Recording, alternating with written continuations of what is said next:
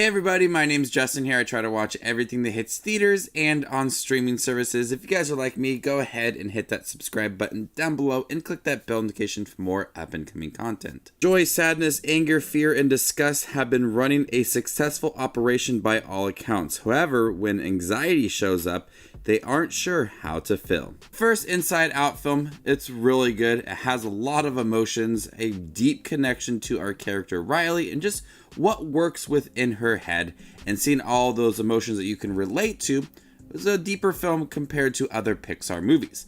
Inside Out 2 only builds off of that. You have new emotions that are introduced as Riley is now 13.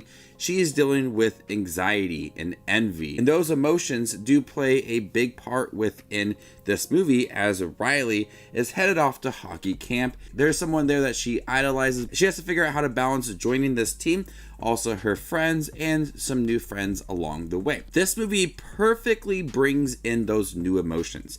When you look at these new emotions and what they represent for Riley at this young age, and how she's going to have to shift to who she is, and she's going to have all these emotions that are taking over her as she gets older, new emotions are going to come along, and that's just very realistic. And Inside Out and its sequel did a great job of introducing these emotions and staying true to how we feel. When we are happy, joy was perfect. When we felt sad, sadness was perfect. And so when you have anxiety take over, voiced by Maya Hawke, I've dealt with anxiety before. When you deal with anxiety, you feel like that's the only thing you're feeling, and anxiety takes over, and it's hard to feel happy, it's hard to feel sad, it's hard to feel disgusted.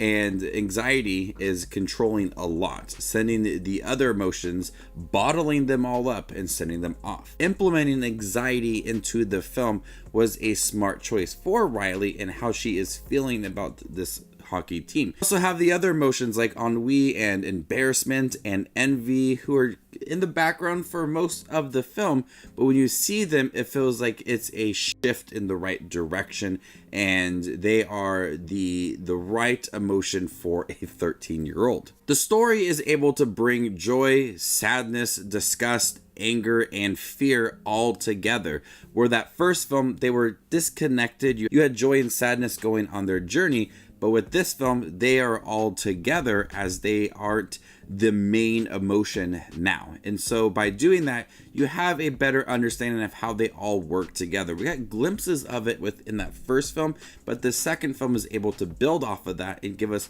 a lot more to it. But I like how all these emotions represented Riley and the deeper themes of staying true to yourself, and one emotion does not make who you are. There's going to be a lot of different emotions, and your past memories, even if you want to suppress them and forget about them all, they make who you are. And it just builds on those deeper themes that the first film did so well. It's able to just expand on it all, the different ins and outs of their operation, and looking at core memories and staying true to yourself and your beliefs and nostalgia and deep dark secrets as well, handled with care and does feel truly realistic. One thing that is holding this film back from being on par with that original film is the emotional connection.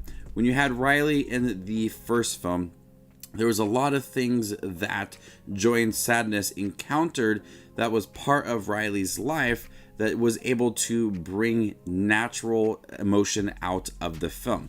In this movie, since there is a lot of emotions going on, envy and anxiety, you have a really scrambled story that is not able to have a deep emotional connection to it. We have that story with Riley and her hockey team and trying out for this high school team.